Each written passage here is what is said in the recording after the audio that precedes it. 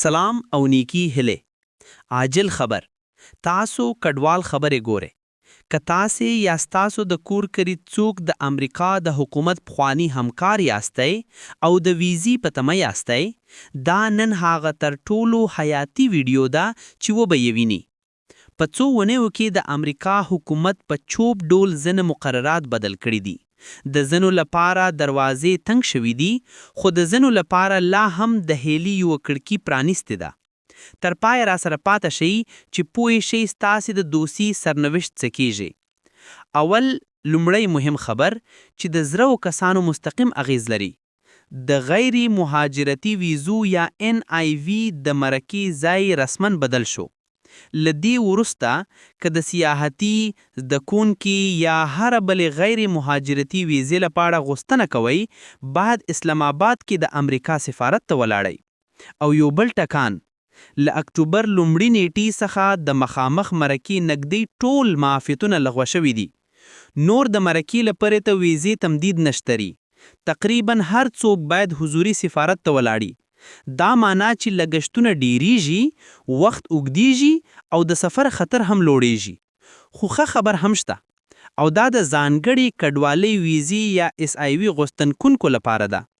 نفس آرام کړئ. په تیره یو میاشته کې د SIV پروګرام کې په اصلي بهیار کې هیڅ بدلون نه دی راغلی. د اکتوبر 225م وضعیت داسې دی. یو، د غوښتنلیکو لوریسته نیټې لا هم د دسمبر 251 د یې کړه ده. 1290 ویزې پروګرام ته اضافي شوي دي. 3، تاسو د جون 4 نیټې اعلان شوي د تواري تنګړینو څخه معاف یاستئ. 4، د غوښتنلیکو بهیار لا ساده شوی دی او د I-360 فورم ته اړتیا نشته. دا معنا چې که تاسو د SIV په پروسه کې یاستئ، ستاسې د مسیر لا هم پرانیسته دی. نو د غیر مهاجرتي ویزو بدلونه پر ستاسې د SIV دوسیې نه څخه مستقیم اغیز نه لري. اوس راځو د اندېښنې برخه ته. ولی SIV اوس تر هر وخت مهم دی؟ ځکه چې نورې لارې نږدې تړ شوي دي. د کډوالونو د منلو پروګرام USRAP د افغانانو لپاره لا هم معلق دی او زرو کسان په پاکستان او نورو هیوادونو کې سرګردان پاتې شوي دي. د لنډمهالې خوندي وضعیت TPS په 2025 کې تمدید نشو او پای ته ورسیدل، او د جنوري 2025 راهیس څخه نور د امریکا نه بهر د انساني دسمونی پارول لپاره نوې غوښتنلیکې نه منل کیږي. او یو ویریدونکي اوازه چې لختیا شوې ده. داسې راپورونه شته چې د امریکا حکومت د زغت SIV متقاضیانو ګرین کارډونه باطل کړي وو، ځکه چې د هغوی د کار سندونه د نامعتبرو شرکتونو سره تړلي وو. دا یو جدي زنګ دی چې شی کوي چې اسنادو رښتینه له څومره حیاتي ده. نو د دې ټولو معلوماتو سره څه کوو؟ راشي راټوله یې کوو. که تاسو د SIV غوښتونکي یاستئ، یو، آرام اوسئ. ستاسې پروسه د پخوا په شان روانه ده، خو یوازې د اسنادو پوره کولو او د خپلې دوسیې د ملي مرکز لارې تعقیب لپاره تمرکز وکوئ. 2، د 2025 د دسمبر درېتا ته جدي پام لرئ. وخت په ټکټیک تیریږي.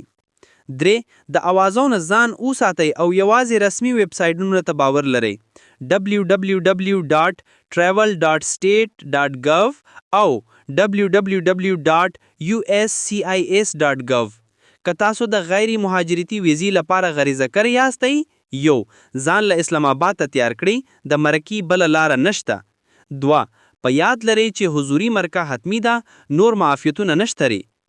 د زرو افغانو کارونو برخلیک له همې دې معلوماتو سره تړی دی. دا ویډیو هر هغه کس ته ولیږئ چې د ویزې په تمه یاستي. کلا دی چې یو شیر کول د یو انسان ژوند بدل کی. په کمنټونو کې راته ولیکئ چې تاسو د پروسې ته کوم پړاو کې یاستئ او تر ټولو غوټه نجام کومه ده. موږ د افغان پنهجوي اتحاد کې ټول کمنټونه لوزو. د کډوال خبري چینل سبسکرایب کړئ او زنګوله فعال کړئ چې هیڅ مهمه اپډیټ لاس نه ورکئ. تر بل ویډیو پورې کوي پاتې شئ.